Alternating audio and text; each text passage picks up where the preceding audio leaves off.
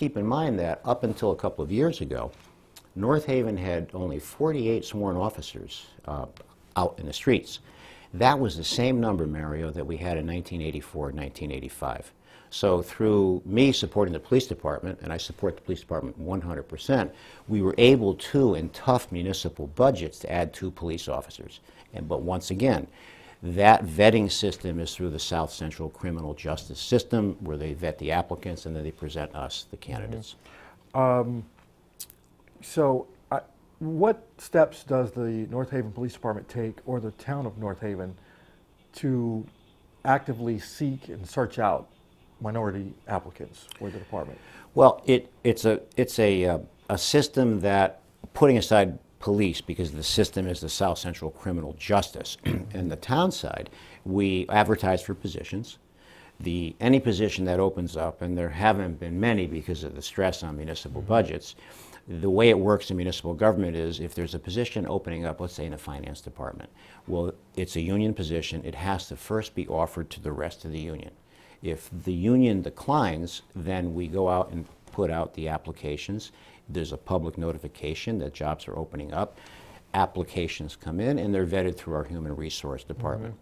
Now, also what happens if a position opens up and someone from another union applies for the job and gets that job, then that person's job opens up, and the same process unfolds where there's a public notification of jobs are posted.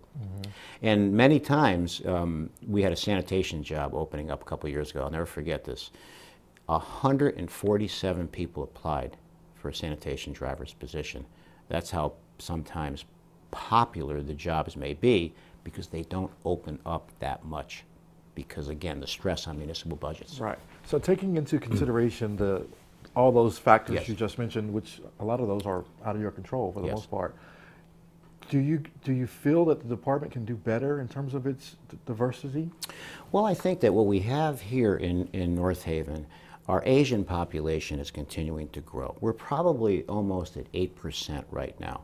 So we would look at something like that and to see if we can attract people in public safety that would mirror that segment of our population.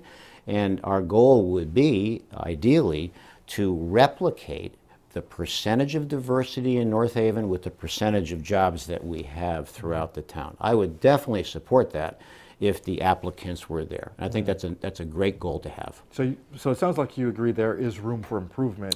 I think there's always room for improvement. Okay. I think in any government, any institution, there's always room for improvement. But sometimes our hands are kind of tied because the jobs don't open up that often. And when they do, the applications or the applicants may not be there from that standpoint. Okay. What are the critics missing? Because it could be a case where the critics don't have a window into the information you have. Yes. And so looking from the outside, they would say, oh, they're just not diverse. And what are they missing here? I think what they may be missing, and we can't criticize them for missing what we know, it goes back to what I was referencing earlier. So we have a workforce in municipal government. The news out of the state is not good. Most of us are being cut back in terms of state funding. All of us are under pressure for balancing budgets and not having tax increases. So if you have a workforce and the workforce is in existence and very few jobs are opening up, traditionally in municipal government, there's a longevity factor. When people are in these jobs, they stay in these jobs because they're secure jobs. The benefit packages are pretty good, and the salaries are commensurate with the private sector.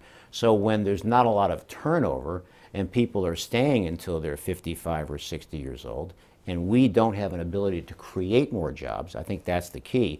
Government itself cannot create more jobs because it's onerous on the taxpayers. I think what may be missed is at a time when many municipal governments are being forced to cut and the workforce is stable and if there's a longevity factor, there's not a lot of jobs available. Okay. That's part of the problem. Now, East Haven is an object lesson in disproportionate arrests of minority persons, people who not only live in that city, but were traveling through it. Up until the consent order that changed things in East Haven, made their police department more ethnically diverse, They had a huge problem that required federal intervention because they were having the predominantly white male police force was arresting minority persons by a grossly disproportionate amount.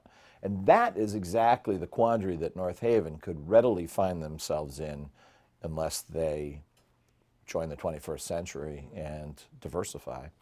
The chief, I'm sorry, not the chief, but the first selectman over there said that the